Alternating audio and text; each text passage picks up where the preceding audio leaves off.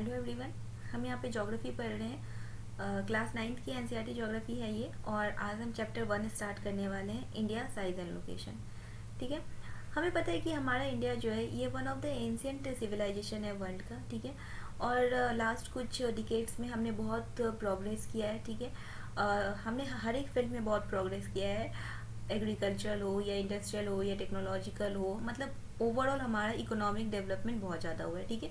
और हमारी जो हिस्ट्री है वो भी वर्ल्ड हिस्ट्री में हमारी हिस्ट्री ने भी बहुत सिग्निफिकेंट कॉन्ट्रीब्यूशंस किए हैं। ठीक है। क्योंकि हमारी हिस्ट्री जो है उसने वर्ल्ड हिस्ट्री को भी बहुत इम्पैक्ट डाला है। ठीक है। तो उसके बारे में तो खैर हम हिस्ट्री में पढ़ेंगे। आगे बढ़ते हैं।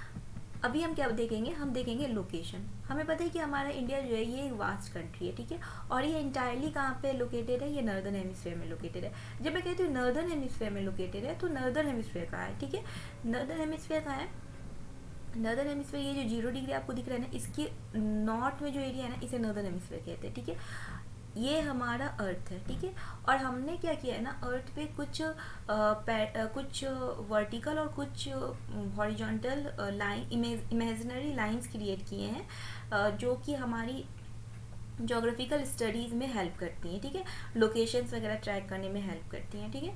तो जो 0 डिग्री लैटिट्यूड, जो लैटिट्यूड्स होते हैं ना, वो क्या होते हैं, वो हॉरिजॉन्टल लाइंस होते हैं। ठीक है। ये जो हमें हॉरिजॉन्टल लाइंस दिख रहे हैं ना, पैरेलल हॉरिजॉन्टल लाइंस, ये लैटिट्यूड्स हैं।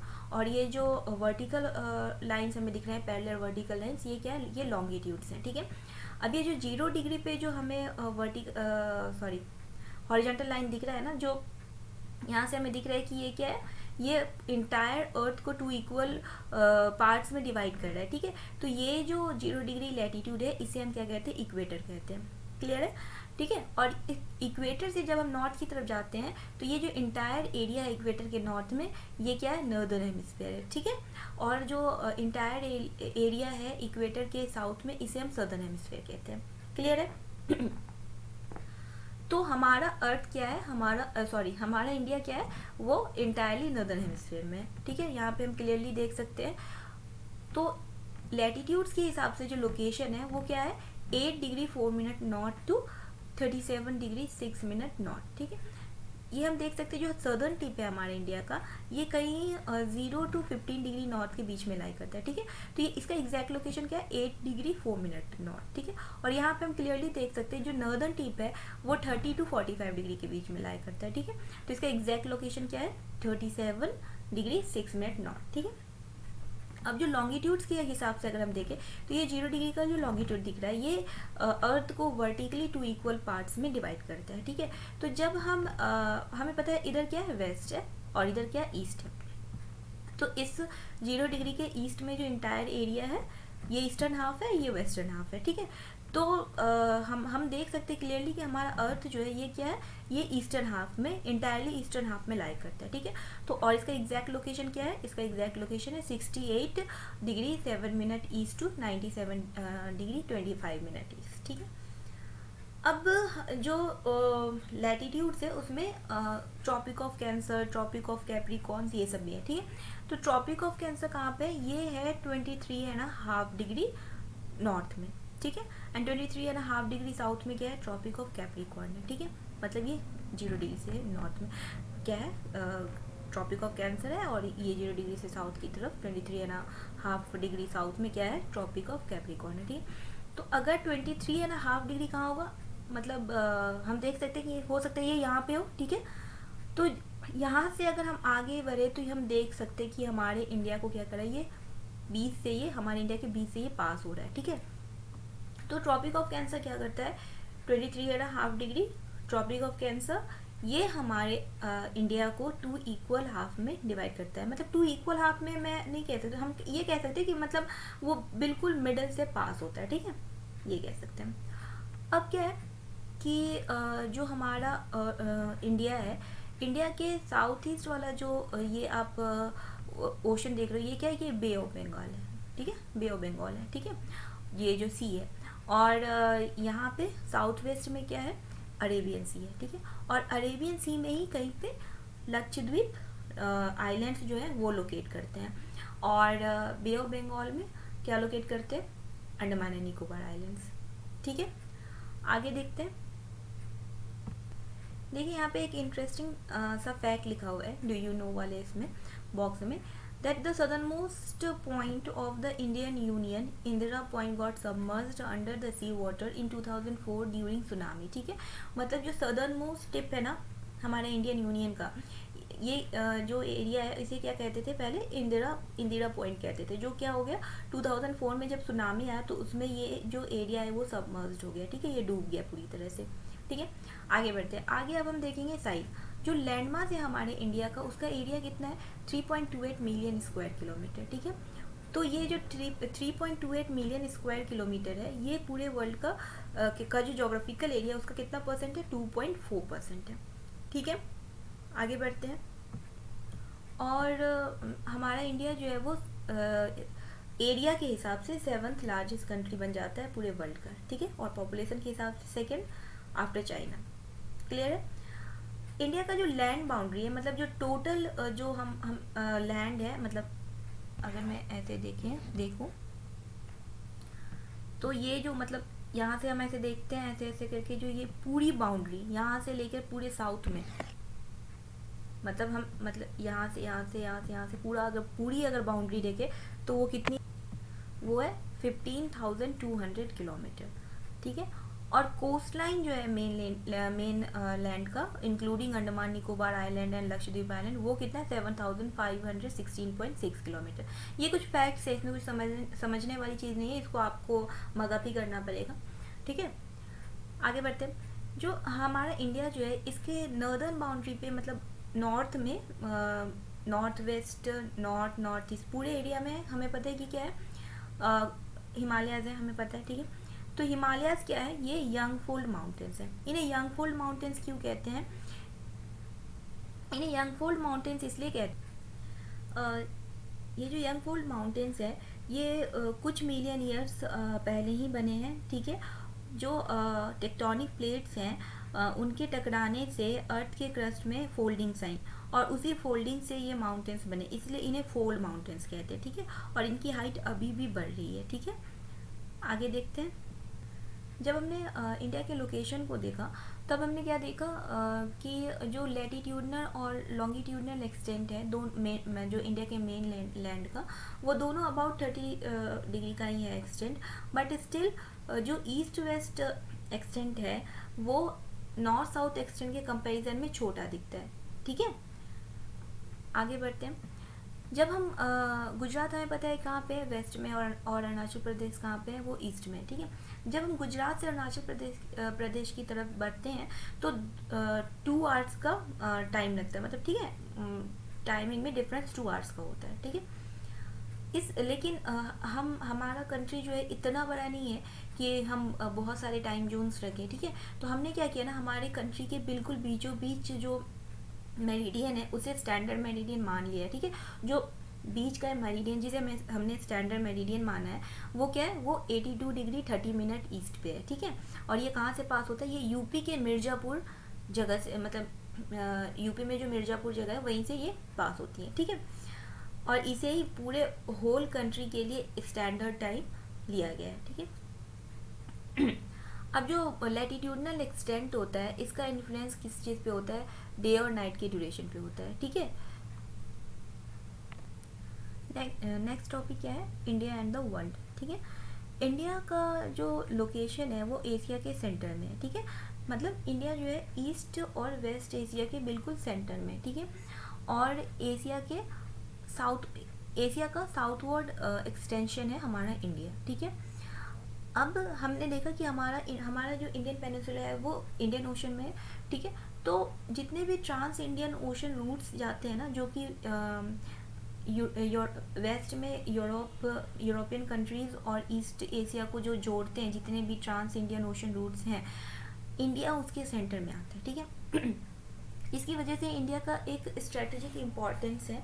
ठीक है, इन रूट्स में और इन ट्रेड्स में भी। ठीक है, तो डेक्कन पेनिनसुला होने की वजह से क्या है ना, इंडिया का एक फ़ायदा क्या है कि वेस्टर्न कोस्ट से हम जो वेस्ट की कंट्रीज़ हैं, जो जैसे अफ्रीका है, यूरोप है, वेस्ट एशिया, इनके साथ हम क्लोज कॉन्टेक्ट्स इस्टेब्लिश कर पाते हैं। और जो हमारा ईस्टर्न कोस्ट है उससे हम साउथ ईस्ट और ईस्ट एशिया के साथ हम क्या कर सकते हैं, क्लोज कॉन्टेक्ट इस्टेब्लिश कर सकते हैं। यहाँ हम देखते हैं इस फिगर में, यहाँ पे क्या है, हमारा इंडिया है, ठीक है, और ये क्या है, इंडियन ओशन है, ठीक है।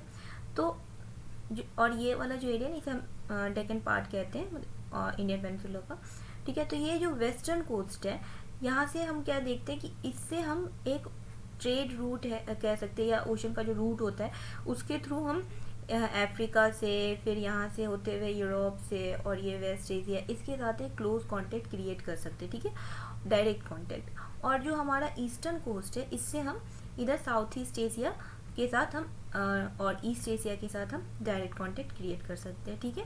तो इसलिए ये जो हमारा इंडिया का जो पेनिनसुला वाला जो ये लोकेशन है ना, ये हमारे लिए बहुत इम्पॉर्टेंट है और इससे हमें बहुत बेनिफिट है, ठीक है। अब हम देख सकते हैं कि जो इंडिया का जो कोस्ट लाइन है ना, ये जितनी लंबी कोस्ट लाइन इंडिया की है इंडियन ओशन में, इतनी लंबी दूसरे किसी कंट्री की नहीं है, ठीक है। और इसी वजह से इंडिया का इम्पोर्टेंस भी यहाँ पे बढ़ जाता है और इंडियन ओशन का नाम भी इसी वजह से है, ठीक है। क्लियर है, आगे बढ़ते हैं।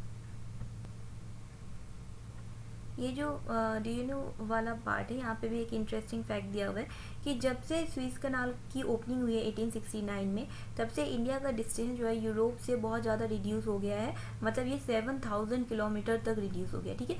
ये कैसे हुए देखते हैं। यहाँ पे हम देख सकते हैं कि इंडिया का लोकेशन ये है और यूरोप का लोकेशन ये है, ठीक है। पहले हम यूरोप जाने के लिए यहाँ से घूम कर तब जाते थे, ठीक है, लेकिन जब स्विस कैनाल बन गया तो हम अब यहाँ से डायरेक्टली यूरोप पहुँच सकते हैं, इसलिए जो डिस्टेंस है वो 7000 किलोमीटर तक घट गया, मतलब रिड्यूस हो गया है, ठीक है। आगे बढ़ते हैं।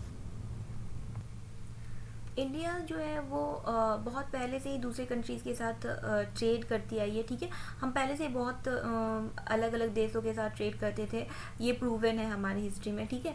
लेकिन ये जो कॉन्टेक्स्ट थे ये लैंड रूट से ज़्यादा थे, ठीक है। हमारे रिलेशनशिप जो थे दूसरे कंट्री से, ये लैंड रूट से ज़्यादा थे, मतलब हम लैंड रूट से ज़्यादा प्रेफर करते थे, ठीक है। जो ओशन रूट्स हैं ये पहले इतने ज़्यादा मतलब यूज़ ही नहीं होते थे, इनफैक्ट जब तक कि कुछ टेक्नोलॉजी नहीं आ गई, ठीक है। तो लैंड रूट्स में क्या होता था ना कि अगर नॉर्दर्न साइड पे अगर हम जाते हैं तो वहाँ पे तो माउंटेन्स है, तो कैसे हम जाते थे दूसरे कंट्रीज में, तो जो माउंटेन्स है ना वहाँ पे बहुत सारे पासेस हैं, ठीक है।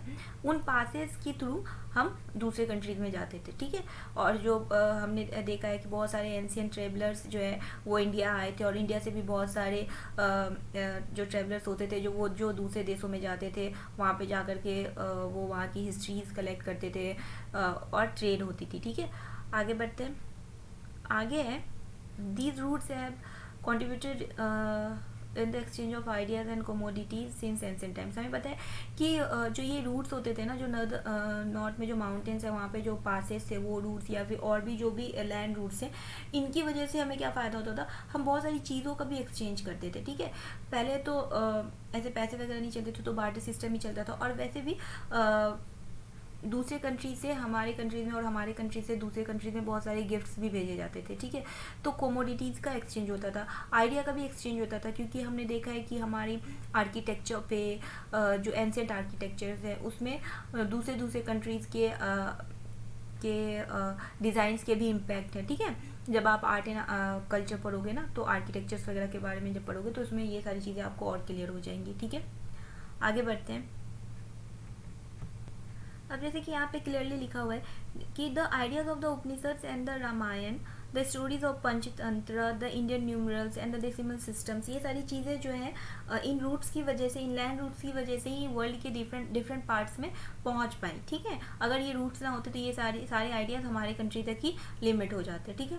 और जो स्पाइसेस हैं, मसलिन्स है, कुछ दूसरे मर्चेंडाइज हैं, ये सारी चीज़ें इंडिया से दूसरे कंट्रीज में पहुँच पाई, और जो ग्रीक स्कल्पचर के का जो इन्फ्लुएंस है वो हम अभी हमारे आर्किटेक्चर्स में देख सकते हैं। हमारे बहुत सारे एंशिएंट मॉन्यूमेंट्स वगैरह वहाँ पे इसका इन्फ्लुएंस देख सकते हैं, ग्रीक स्कल्पचर का इन्फ्लुएंस, ठीक है।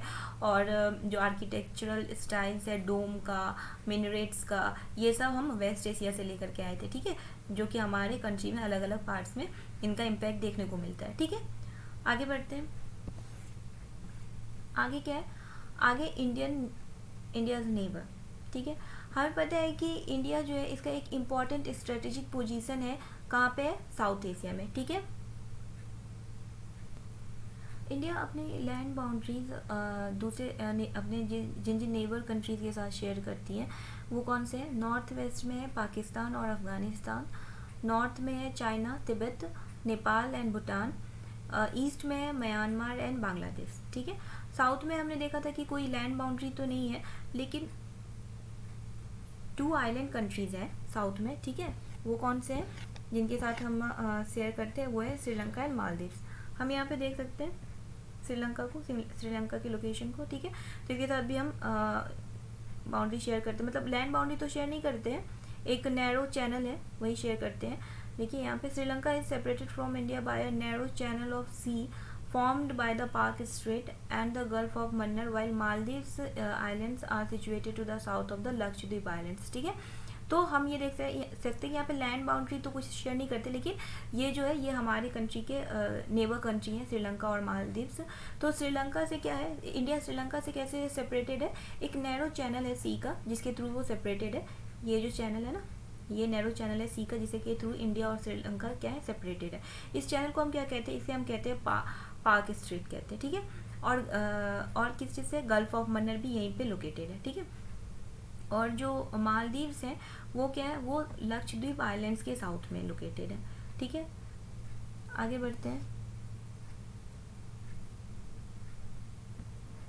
ठीक है। और हमें पता है कि इंडिया जो है वो इंडिया का एक बहुत ही स्ट्रॉन्ग जोग्राफिकल और हिस्टोरिकल लिंक है अपने नेबर्स के साथ, ठीक है। तो यही था इस चैप्टर में, बस इतना ही था हम, और हमने सारी चीज़ें तो देख ही ली इसमें, ठीक है। तो मैंने अपनी तरफ से सब कुछ क्लियर करने की कोशिश की है, और आई होप कि आपके सारे कॉन्सेप्ट्स क्लियर हुए होंगे, आपको वीडियो पसंद आया होगा।